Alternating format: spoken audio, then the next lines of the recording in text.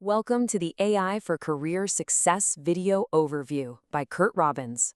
We're experts at AI coaching and helping professionals like you and your employees upskill in AI. Today, we're going to be examining the major legal challenges that Tesla is facing over its full self-driving technology.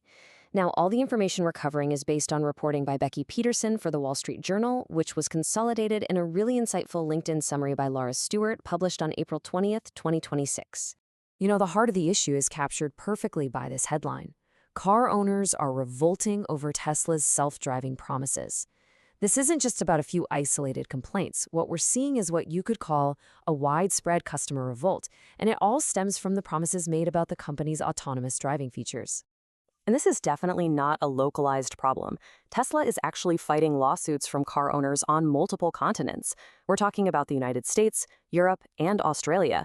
These owners all say there's a huge disconnect between the product they were sold and the features they actually got. So, to really understand what these lawsuits are about, we need to dig into the core technical problem here. And it's this: a pretty significant gap between the hardware that was sold in the cars and the software it's now supposed to be running. The whole thing really started about a decade ago. Back then, Tesla made a really critical promise. They said that all of their new vehicles were being built with the necessary hardware for full, completely unsupervised autonomous driving. And that right there set a very specific expectation for those early customers. But if you fast forward to today, the reality is, well, it's a stark contrast. The hardware in those older cars is now considered outdated. It's just not technologically capable of running Tesla's latest, most advanced full self-driving software. And this has left a whole group of early customers with a feature they paid for that just can't be fully realized. And the complexity of this whole situation has been acknowledged right from the top. CEO Elon Musk himself has publicly said that fixing the hardware issue for these early customers, upgrading their vehicles, is going to be a painful and difficult process. That alone signals a pretty major logistical and engineering challenge. Now, beyond just the technical side of things, there's a very real financial component to these lawsuits. You have customers who made a significant upfront investment for a product that, well, they still haven't fully received. To really get a sense of the financial argument, let's look at the case of one specific owner, Tom LaSavio. His experience is a perfect example of what many who purchased that full self-driving package early on are going through. So back in 2017, customers just like Mr. LaSavio paid an extra $8,000. This was for lifetime access to the full self-driving feature, and it was a purchase made based on the promise of what it would one day become. Now, here's where it gets interesting.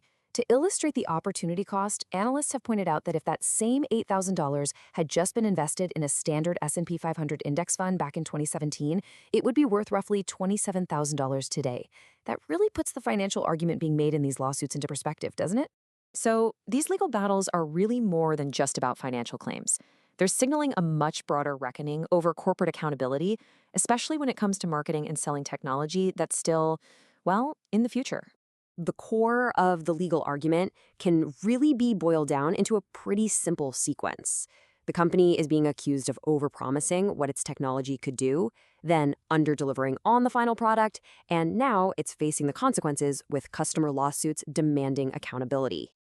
And this whole situation leaves us with a really critical question, one that affects the entire tech industry. It forces a conversation about the ethical and legal lines between having an ambitious vision and having a contractual obligation.